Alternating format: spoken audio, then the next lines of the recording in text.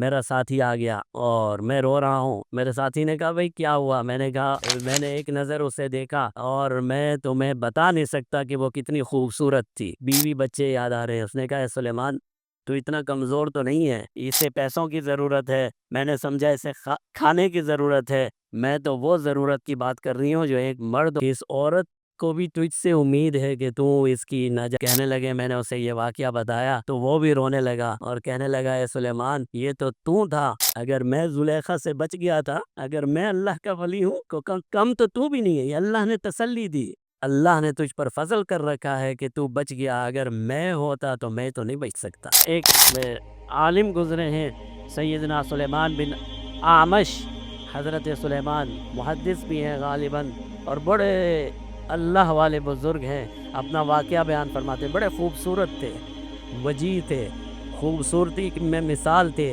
فرماتے ہیں میں حج کے لیے آیا، منورہ سے احرام پہن کے میں مکہ کی طرف چلا حج کے لیے، ایک ساتھی میرے ساتھ تھا، ایک جگہ ہم نے پڑاؤ ڈالا، پہلے زمانے میں ہوتے تھے سرائے، وہاں پر رکتے تھے، کھانا پینا آرام۔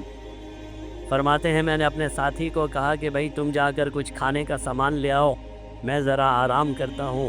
فرماتے ہیں میں آرام کے لیے بیٹھا تو ایک خاتون آ گئی، بہت ہی خوبصورت ذی وجاہت۔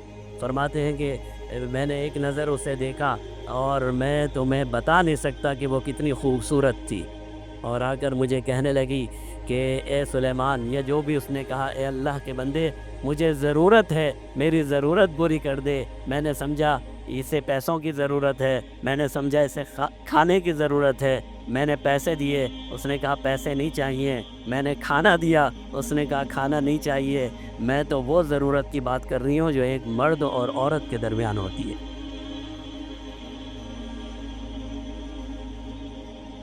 کہنے لگے کہ اس عورت نے مجھ سے کہا میں تو وہ ضرورت مانگتی ہوں جو ایک مرد عورت کی ضرورت پوری کر دیتا ہے۔ فرماتے ہیں یہ سننا تھا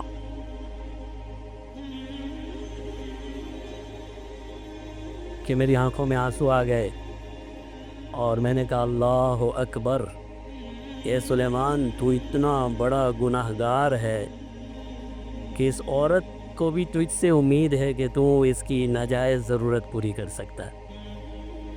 اللہ کے ولی ہیں، اللہ کے ولی ہیں، میری اور آپ کی طرح نہیں ہیں۔ فرماتے ہیں میری آنکھوں میں آنسو آ گئے اور میں نے کہا اے سلیمان تیرے گناہ اتنے بڑھ گئے، تیرے گناہ اتنے بڑھ گئے کہ ایک ایسے علاقے میں جہاں تو یہ جاننے والا کوئی نہیں، ایک عورت کو تو اس سے امید ہے کہ تو اس کے گناہ کے کام میں مدد کرے گا۔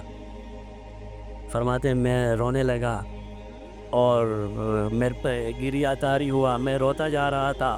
وہ عورت پہلے تو پریشان ہوئی، حیران ہوئی، پھر اس نے جب یہ دیکھا کہ اس کی حالت تو غیر ہوتی چلی جا رہی ہے، اس نے اپنا برقع اٹھایا اور نقاب ڈالا اور بھاگ گئی۔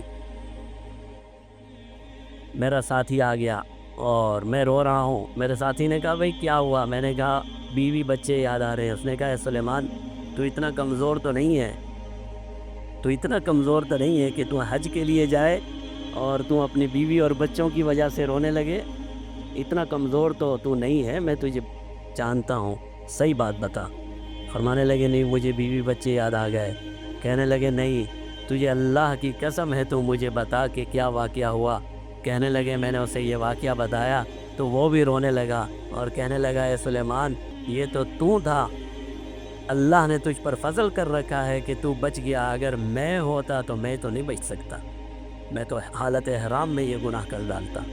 دونوں رونے لگے، پہلے ایک رو رہا تھا اب دو رو رہے۔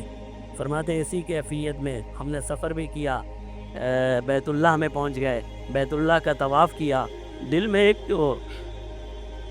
ایک چوٹ لگی تھی کہ سلیمان وہ پورا قافلہ تھا، 100 آدمی تھے، 60 آدمی تھے، ان میں سے صرف تو نظر آیا اس کو کہ تو اس کا گناہ کا راستہ پورا کر سکتا ہے، یہ دل میں ایک چوٹ لگی۔ فرماتے میری حالت ایسی تھی، طواف کیا، عمرہ کیا، سو گیا تو رات کو میں نے خواب دیکھا، ایک خوبصورت اور اس کا حسن میں بیان نہیں کر سکتا۔ شخص میرے خواب میں آیا اور اس نے کہا سلیمان کیا حال ہے؟ میں نے کہا آپ تو یوسف لگتے ہیں، آپ تو سیدنا یوسف علیہ السلام لگتے ہیں، کیا آپ حضرت یوسف ہیں؟ فرمانے لگے ہاں میں حضرت یوسف ہوں۔ کہنے لگے آپ تو اللہ کے پیغمبر تھے، اتنے بڑے واقعے سے آپ بچ گئے۔ کہنے لگے، انہوں نے کہا کم تو بھی نہیں ہے، اگر میں زلیخا سے بچ گیا تھا تو بچ تو بھی گیا ہے، اگر میں اللہ کا ولی ہوں تو کم تو بھی نہیں ہے۔ یہ اللہ نے تسلی دی کہ تیرے اوپر بھی وہی امتحان آیا جو میرے اوپر آیا، اگر میں اللہ کے فضل سے زلیخا سے بچ گیا تو اے سلیمان، اے آمش، تو بھی تو اللہ کا ولی ہے کہ اللہ نے تجھے اس خاتون سے بچا لیا۔ فرماتے ہیں یہ سن کر میرے دل میں اطمینان ہوا کہ میری عبادت اور میری اطاعت ضائع نہیں ہوئی۔ تو اگر آج میں اور آپ گناہ کرتے ہیں تو یہ گناہ اس بات کی دلیل ہے، اللہ معاف فرمائے، کہ ہم اس راستے پر نہیں ہیں جو اللہ والوں کا راستہ ہے۔ یہ کیسے ہو سکتا ہے کہ ایک انسان جو لا الہ الا اللہ محمد الرسول اللہ کہتا ہے، پڑھتا ہے، اور قرآن میں یہ پڑھتا ہے کہ مسلمان کے اوپر یہ لازمی ہے کہ وہ اپنی عفت اور پاک دامنی کا خیال کرے، پھر وہی مسلمان ایسے کاموں میں ملوث کیسے ہو سکتا ہے؟